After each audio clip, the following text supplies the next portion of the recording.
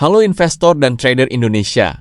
Menjelang perdagangan Senin, 22 Juni tahun 2026, pasar saham Indonesia kembali menghadapi berbagai sentimen penting yang bisa memengaruhi pergerakan IHSG. Meski berhasil menguat selama sepekan terakhir dan ditutup di level 6.177, investor masih harus waspada terhadap sejumlah faktor global yang berpotensi menekan pasar.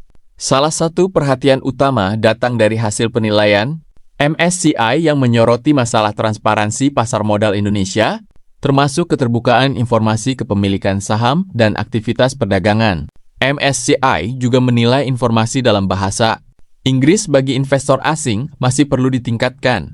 Selain itu, pasar global masih dibayangi ketidakpastian arah suku bunga Amerika Serikat. Sikap Bank Sentral AS yang cenderung hawkish membuat investor asing lebih berhati-hati dalam menempatkan dana di pasar negara berkembang, termasuk Indonesia.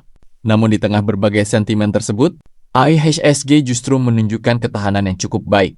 Dalam sepekan terakhir, indeks berhasil naik sekitar 2,8% dan mempertahankan tren positif meskipun aktivitas transaksi mulai melambat.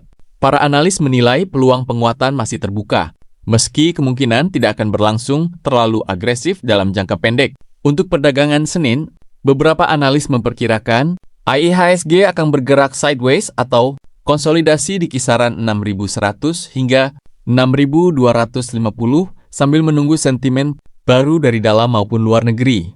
Lalu saham apa yang menarik untuk diperhatikan? Berdasarkan rekomendasi sejumlah analis, ada 5 saham yang masuk radar trading untuk Senin besok, yaitu KAQI, MMMA, HMSP, MPAX, ARKO. Kelima saham ini dinilai memiliki potensi pergerakan yang menarik di tengah kondisi pasar yang masih mencari arah, namun tentu saja tetap gunakan manajemen risiko dan sesuaikan dengan strategi trading masing-masing. Kesimpulannya, meskipun sentimen MSCI dan ketidakpastian global masih membayangi pasar, IHSG sejauh ini mampu menunjukkan daya tahan yang cukup kuat. Investor dan trader perlu mencermati pergerakan dana asing serta perkembangan sentimen global dalam beberapa hari ke depan untuk menentukan arah pasar berikutnya. Kalau menurut kalian, apakah IHSG akan lanjut rebound menuju 6.500 atau justru kembali terkoreksi? Tulis pendapat kalian di kolom komentar.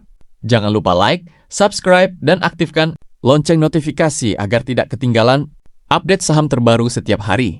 Disclaimer, konten ini bukan ajakan membeli atau menjual saham. Selalu lakukan riset dan analisis mandiri sebelum mengambil keputusan investasi.